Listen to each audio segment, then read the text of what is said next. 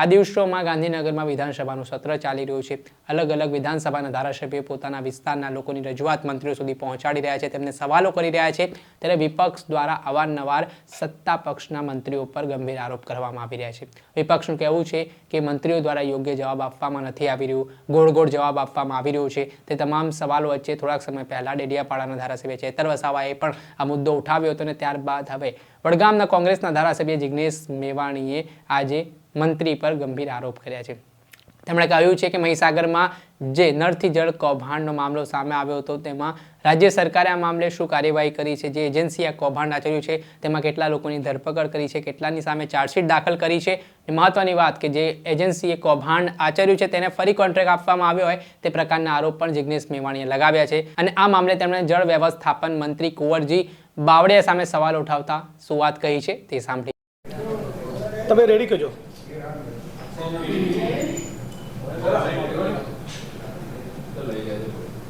સમગ્ર ગુજરાતમાં નળ સે જલ યોજનામાં 1 કરોડ રૂપિયાનું રાજ્યવ્યાપી કૌભાંડ બહાર આવ્યું।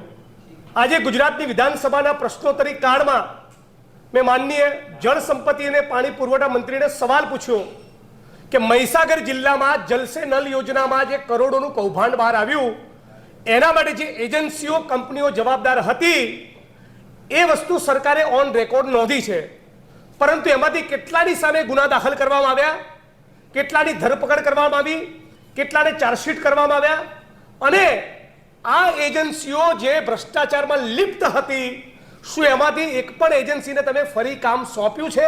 મારી શુદ્ધ જાણકારી મુજબ આ ભ્રષ્ટાચારી એજન્સીઓ કંપનીઓને ફરી આજ મહીસાગર જિલ્લામાં નળ સે જલનું કામ સોંપ્યું છે, ટેન્ડરો ભરવાની અનુમતિ આપી છે। મતલબ કે રાજ્યની સરકાર એ ગુજરાતની જનતાને લૂંટવામાં આવે, નળ સે જલ યોજનામાં કૌભાંડ કરવામાં આવે તો કૌભાંડીઓને ખુલ્લેઆમ છાવરે છે। અને એ સબબ ગુજરાતની વિધાનસભાના મંચ ઉપર સવાલ પૂછું તો માનનીય મંત્રી એક પણ લીટીનો જવાબ આપતા નથી। એ જ પ્રમાણે મારો બીજો પ્રશ્ન હતો કે વર્ષ 2020માં જલ જીવન મંત્રાલય કેન્દ્ર સરકાર દ્વારા 10 લાખથી વધારે આદિવાસી અને દલિત સમાજના લોકોના જે ટેપ કનેક્શન પાણીના નથી એમાંથી ફક્ત 5.84% તમે આવરવા માંગો છો, બાકીના લોકોને પાણીના કનેક્શન કેમ નથી આપવા માંગતા? નવું પ્રપોઝલ તૈયાર કરીને કેન્દ્ર સરકારને મોકલી આપો, આવું 2020માં સરકારે ગુજરાતની સરકારને કહેલું, છતાં આ 5 વર્ષમાં શું કામગીરી કરી? મારો સવાલ પૂછ્યો, તેનો પણ મંત્રી જોડે જવાબ નહોતો। વધુમાં પ્રશ્નોત્તરી કાળમાં થોડાક દિવસ પૂર્વે મેં સવાલ પૂછેલો કે ગુજરાતના કેટલા પીએસસી સીએસસી સબ સેન્ટરમાં મેડિકલ ફેસિલિટી અને મેડિકલ સ્ટાફ નથી અને ક્યાં સુધીમાં આ તમામ મેડિકલ ફેસિલિટી અને મેડિકલ સ્ટાફ પૂરો થશે? એનો પણ જવાબ નહીં।